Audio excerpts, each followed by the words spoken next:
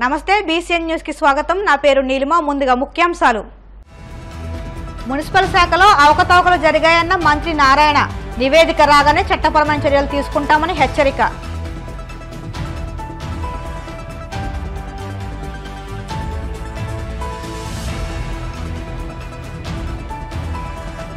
కాకినాడ జిల్లాలో రేపటి నుంచి ఉచిత ఇసుక పంపిణీ విధానం అధికారులు ఏర్పాట్లు చేయాలన్న కలెక్టర్ షాన్ మోహన్ సగిలి.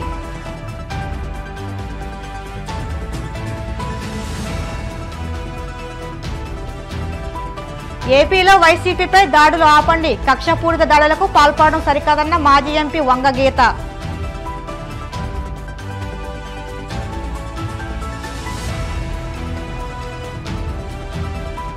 కొవ్వూరులో వైభవంగా శ్రీ వారాహి అమ్మవారి గుప్త నవరాత్రుల ఉత్సవాలు.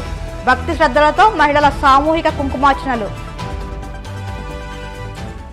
రాష్ట్రంలోని మున్సిపల్ శాఖలో అనేక అవకతవకలు జరిగాయని, ప్రధానంగా లేఅవుట్ల విషయంలో చాలా జరిగాయని, ఇప్పటికే 3 కమిటీ వేశామని, నివేదిక రాగానే చట్టపరమైన చర్యలు తీసుకుంటామని, ఎవరిని వదిలిపెట్టే ప్రసక్తి లేదని రాష్ట్ర పురపాలక పట్టణాభివృద్ధి శాఖ మంత్రి పొంగూరు నారాయణ హెచ్చరించారు.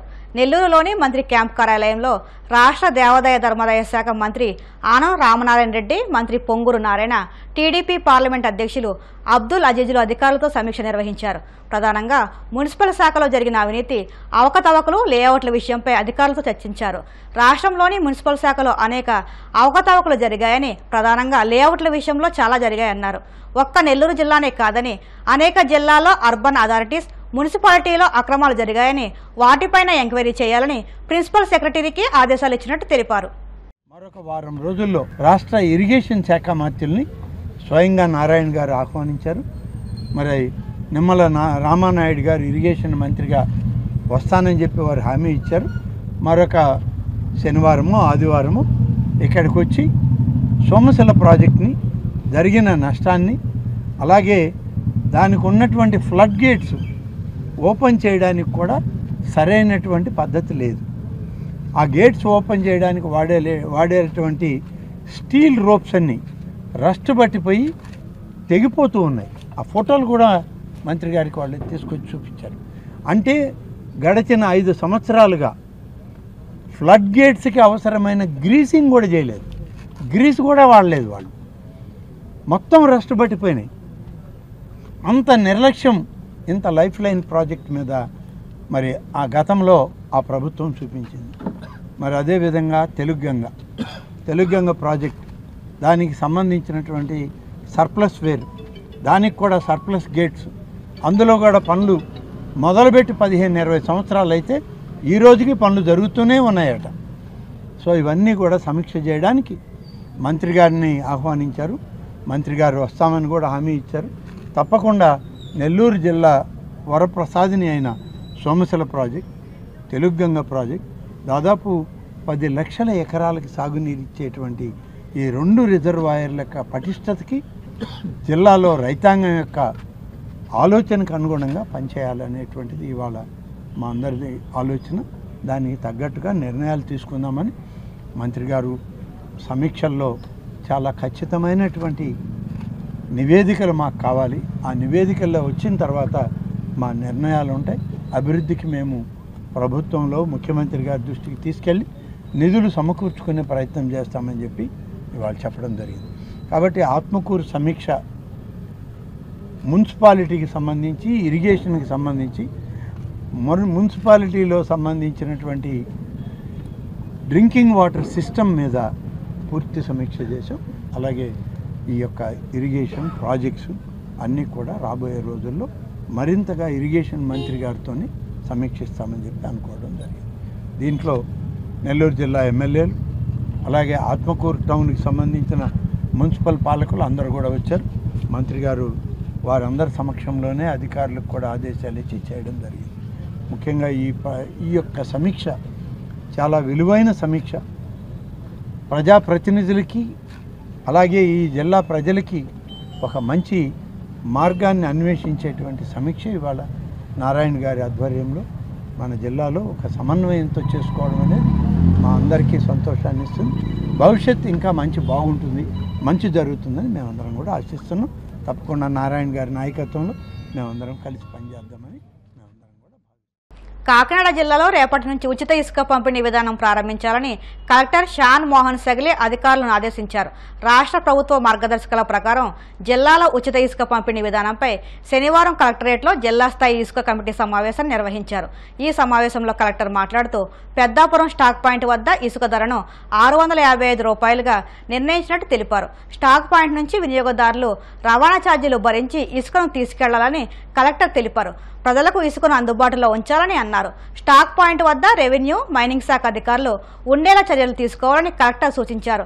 ఇసుక సరఫరాలో ఎటువంటి అవకతవకలు జరగకుండా కట్టుదిట్టమైన చర్యలు తీసుకోవాలని ఆయన సంబంధిత అధికారులను ఆదేశించారు. ఆన్లైన్ ద్వారానే వినియోగదారుడు చెల్లింపులు చేయాలని, ముందుగా వచ్చిన వారికి ప్రాధాన్యత ఇవ్వాలని సూచించారు. ఏపీలో వైసీపీపై టీడీపీ కక్షపూరిత దాడులకు పాల్పడడం సరికాదని మాజీ ఎంపీ వంగ గీత పేర్కొన్నారు. గీత మీడియాతో మాట్లాడుతూ కూటమి ప్రభుత్వం ఎన్నికల్లో ఇచ్చిన హామీలను నెరవేర్చే విషయంపై దృష్టి సారించాలని సూచించారు. హైకోర్టు ఆదేశాలను పట్టించుకోకుండా పార్టీ ఆఫీస్ భవనాలను కూల్చివేశారని అన్నారు. రాష్ట్రంలో నిర్మాణాలు తప్ప కూల్చివేతలు ఉండవని చంద్రబాబు చెప్పారని, ఆ మాటపై నిలబడాలని సూచించారు. పెద్దిరెడ్డి రామచంద్రారెడ్డి, మిథున్ రెడ్డిలపై పదే పదే ఆరోపణలు చేయడం రాజకీయాల్లో మంచి పద్ధతి కాదని, పవన్ కళ్యాణ్ చేసిన ఆరోపణలపై ఇప్పటికే మిథున్ రెడ్డి స్పందించారు. రాష్ట్రంలో, కేంద్రంలో మీరే అధికారంలో ఉన్నారు.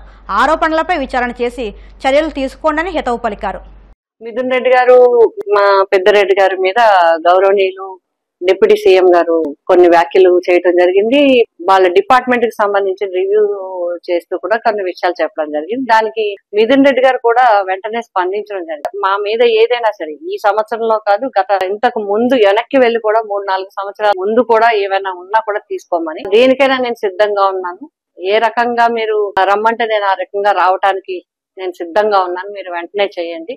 అంతేగాని ప్రతిసారి మా మీద లేనిపోయిన ఆరోపణలు చేయడం కరెక్ట్ కాదని చెప్పి వారు వెంటనే కూడా చెప్పడం జరిగింది. కాబట్టి అధికారం ఉంది, కేంద్ర రాష్ట్ర ప్రభుత్వాల్లో అధికారం ఉంది, వారి చేతిలో కూడా అధికారం ఉంది. కాబట్టి తప్పనిసరిగా అలాంటి ఏదైనా ఉంటే, అంటే పదే పదే వ్యక్తుల్ని ఇబ్బంది పెట్టే దానికన్నా దాని మీద చర్యలు తీసుకుంటే బాగుంటుందని, మిథున్ రెడ్డి గారిని, పెద్దిరెడ్డి గారిని పదే పదే ఇబ్బంది పెట్టడం విధానం మంచిది కాదేమో అని నేను తెలియజేస్తా ఉన్నాను. కాబట్టి వారు కూడా ఇవ్వడం జరిగింది. పెద్దిరెడ్డి గారు స్టేట్మెంట్ ఇవ్వడం జరిగింది, మిథున్ రెడ్డి గారు స్టేట్మెంట్ ఇవ్వడం జరిగింది. కాబట్టి అధికారులు ఆదేశించి నిజానిజాలు తేల్చాలని చెప్పి నేను కోరుతాను. కాకినాడ మెయిన్ రోడ్డులోని వాసవి కన్యకా పరమేశ్వరి అమ్మవారు ఆదివారం ఆషాఢ మాసం సందర్భంగా మొదటిసారిగా శాకంబరి అలంకరణలో భక్తులకు దర్శనమిచ్చారు.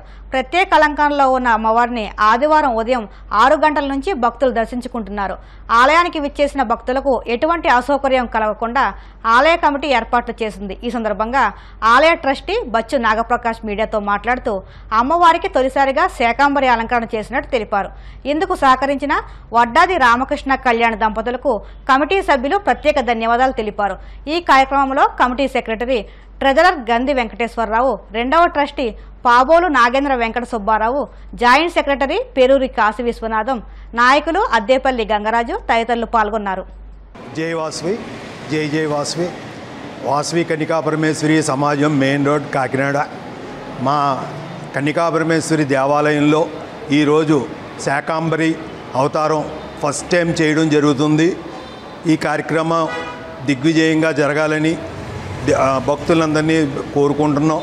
ఈ కార్యక్రమానికి సహకరించిన వారు వడ్డాది రామకృష్ణ కళ్యాణి దంపతులు, వారికి అమ్మవారి ఆశీస్సులు ఎల్లవేళలా ఉండాలని కోరుకుంటూ ఈ కార్యక్రమానికి అందరూ విచ్చేసి అమ్మవారి దర్శనం చేసుకుని అమ్మవారి కృపకు ప్రాప్తులు కావాలని మనసారా కోరుకుంటూ జై వాసవి. జై వాసవి. కాకినాడ వాసవి కన్యకా పరమేశ్వరి సమాజం మెయిన్ రోడ్ కాకినాడ దేవాలయంలో ఉన్న అమ్మవారికి ఆషాఢమాస సందర్భంగా మొట్టమొదటిసారిగా మేము ఇక్కడ శాకంబరి అవతారం వేసినాము. దీనికి సహకరించిన వారు వడ్డాది రామకృష్ణ కళ్యాణ్ గారు, వారికి కళ్యాణ్ దంపతులు, వారికి మన హృదయపూర్వక నమస్కారాలు తెలియజేస్తున్నాం.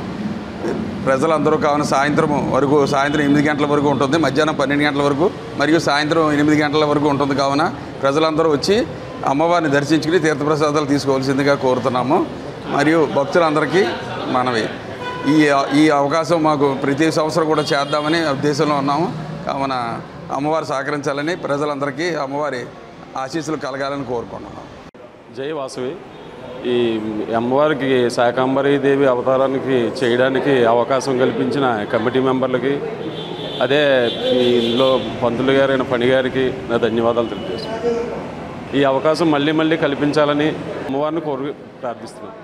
కాకినాడ స్మార్ట్ సిటీలో గణపతి నవరాత్రుల నిర్వహణకు ఎలాంటి ఆటంకాలు లేకుండా చూడాలని కాకినాడ నగర రూరల్ గణేష్ ఉత్సవ కమిటీ తీర్మానించింది. దేవాలయం వీధిలోని పెండా చలమయ్య కళ్యాణ మండపంలో సమితి కన్వీనర్ ఎనిమిరెడ్డి మాలకొండయ్య అధ్యక్షతన సిటీ రూరల్ పదాధికారుల సమావేశం జరిగింది. సమితి 35వ వార్షికోత్సవం సందర్భంగా జూలై 23న వినాయక సాగర్ ప్రాంగణంలో లోకమాన్య బాలగంగాధర్ తిలక్ 168వ జయంతి, ఆగస్టు 7న రూరల్ స్థాయి విస్తృత సమావేశం, ఆగస్టు 15న సాంబమూర్తి నగర్ డాల్ఫిన్ కాలనీలో స్వాతంత్ర వేడుకలు నిర్వహించాలని నిర్ణయించారు. చవితి ఉత్సవాల ఏర్పాట్లపై సమగ్రంగా చర్చించారు.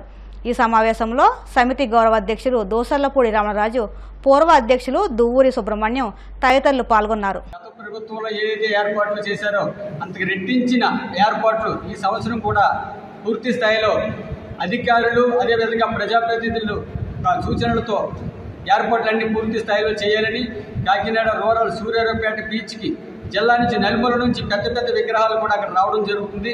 అదేవిధంగా భారీ క్రెయిన్లు కూడా గతంలో పెట్టడం జరిగింది. ఈ సంవత్సరం కూడా పూర్తి స్థాయిలో అక్కడ లైటింగ్ కావచ్చు, ప్రతిదీ కూడా ఏ లోటు రాకుండా ఏదైతే గణేష్ ఆశీస్సులు, ఆ గణేశ్వరుడు ఆశీస్సులు పూర్తి స్థాయిలో ప్రతి ఒక్కరికి ఉండాలని, ప్రజలు సుభిక్షంగా ఉండాలంటే ఈ వినాయక చవితి ఉత్సవాన్ని ఉత్సాహభరితంగా సాగించాలని, అదేవిధంగా నిమజ్జన ఈ ఏడాది సెప్టెంబర్ 7వ తేదీ నుంచి వినాయక చవితి గణపతి నవరాత్రులు ప్రారంభమవుతాయి. 16వ తారీఖున సోమవారం నాడు గణేశ ఉత్సవ విగ్రహాల నిమజ్జనోత్సవం సమైక్యంగా జరుగుతుంది.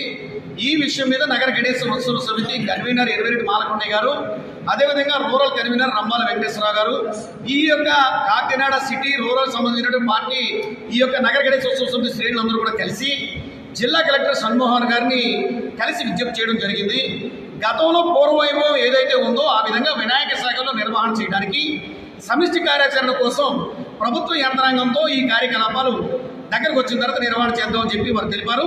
వారికి నగర గణేశ ఉత్సవ సమితి కృతజ్ఞతలు తెలియజేస్తా ఉంది.